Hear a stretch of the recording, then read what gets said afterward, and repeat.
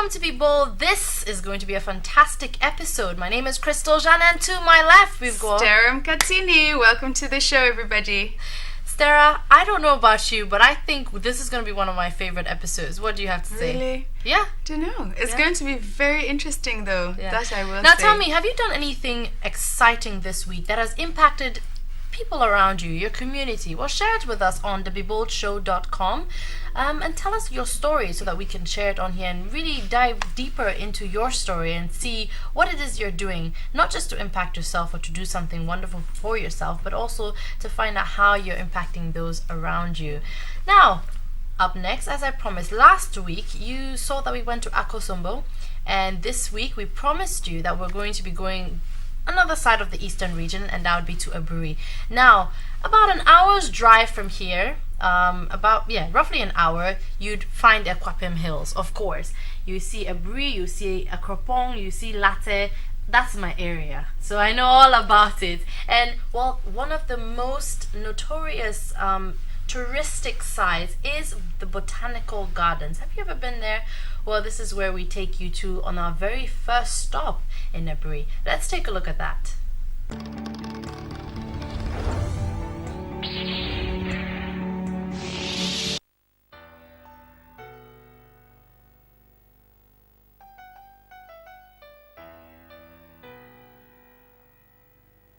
The second stop on the Be Bold team's Ghana tour was Aburi. This is the area that Crystal comes from and is really not as far from Accra as most people think it is. Aburi is known for its mountainous beauty and lush vegetation, but most known are the Aburi Gardens, which are this area's pride and joy.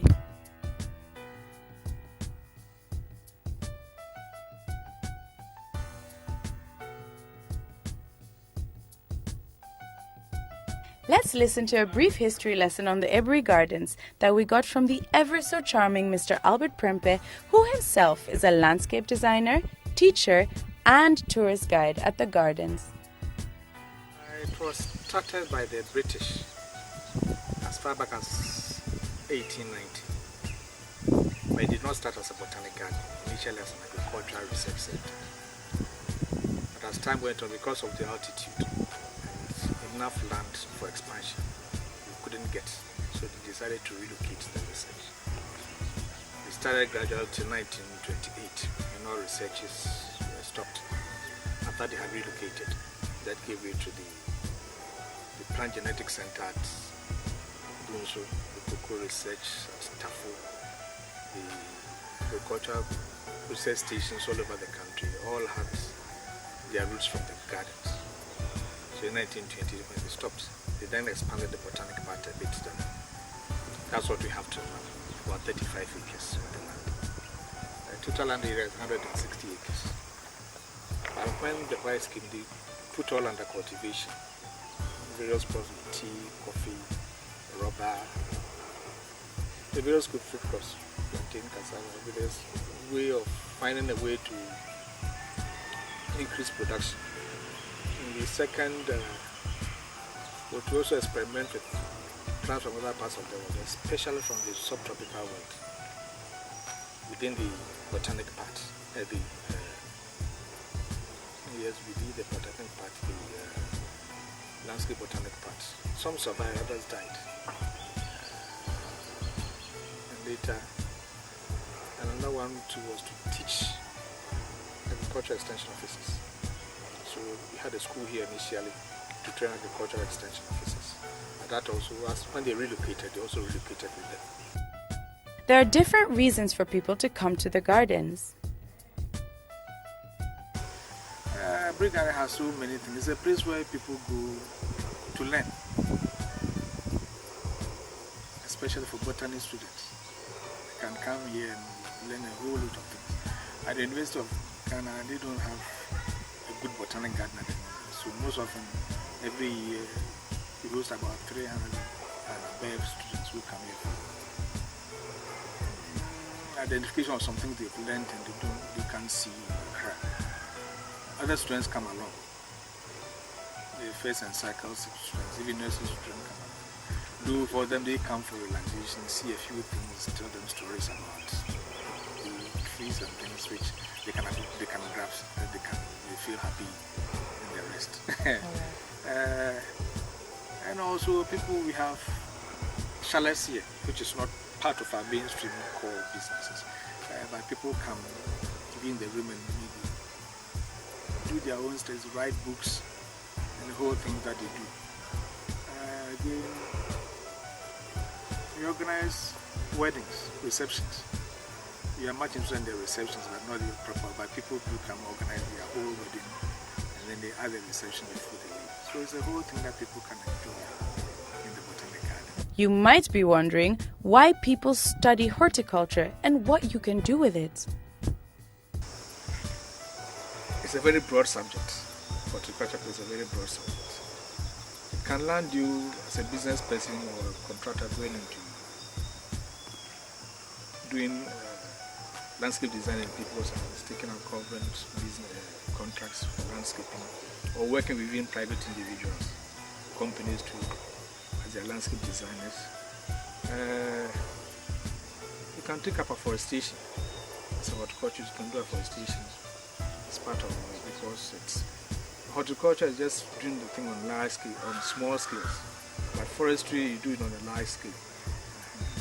But the difference is that we do designing and they do, forestry do not do designing, just planting the trees, just to improve upon the weather conditions. So it's something broad which can go and on and on and on.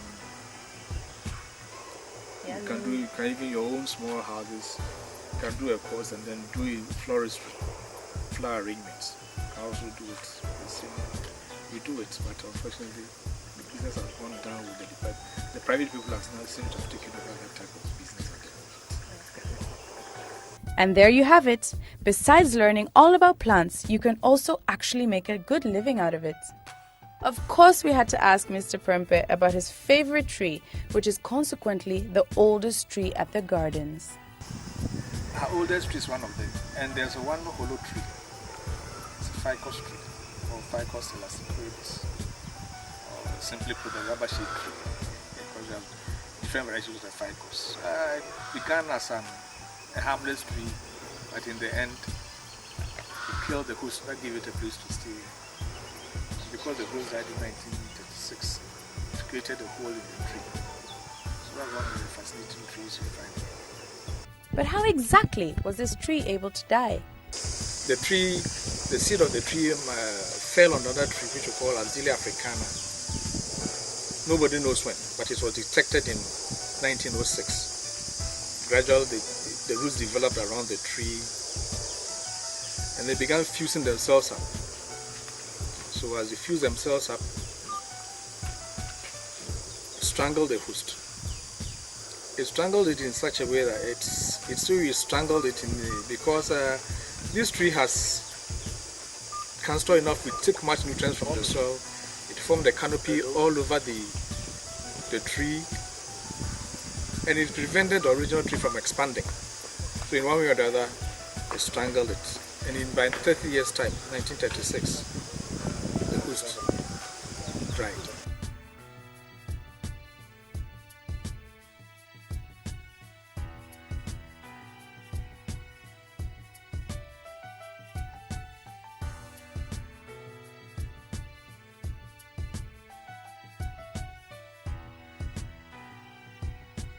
Nobody might have ever made it to the top, but hey, at least we tried. We did make an effort. It's all about being bold. Our cameraman told us a crazy story about the helicopter that is parked on the Aburi Gardens ground. According to the story, the helicopter landed there during the war, after it got hit by a missile. We didn't believe him and decided we definitely needed confirmation on this story. Here's what Mr. Prempe had to say. You know, that area was a playground, a children's playground. And initially, the Efia Sutherland Park in Accra had a helicopter line, but before the train was brought in. So in 1977, the then head of the state, Kutu Champion, visited the gardens. So he just wanted to replicate what we had in Accra. That's how come the helicopter was brought. It was initially a grounded helicopter, so it flew to a point and it was towed. But before that, they removed the rotors. it was fixed. Apparently it was placed. So there's no war story behind it. No, there's no war story. And it didn't crash. And why people should come and visit the gardens? It's very simple. So most often, every year, we lose about 300 BEV students who come here for identification of something they've learned and they can't see in Accra. Other students come along. The first and second students, even nursery students come along. Do for them, they come for relaxation, see a few things, tell them stories about the trees and things which they can grasp, that they feel happy in the rest.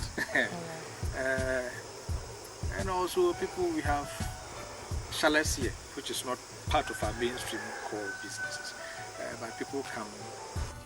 Also, did you know that Rita Marley, Bob Marley's wife, lives here throughout the year? And that Aburi is home to the Aburi Girls Senior High, one of Ghana's most famous all-girls secondary schools in the nation. We got to see the area and we got to learn a lot about the region.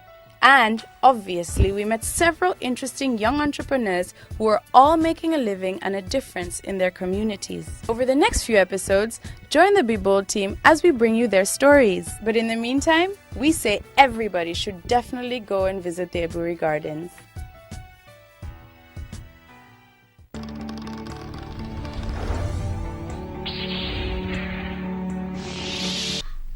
I think the botanical gardens is. What was your favorite part? Let's talk about In your the botanical gardens, honestly, I think it was the tree, strangler. the strangler It's called tree. the strangler ficus tree.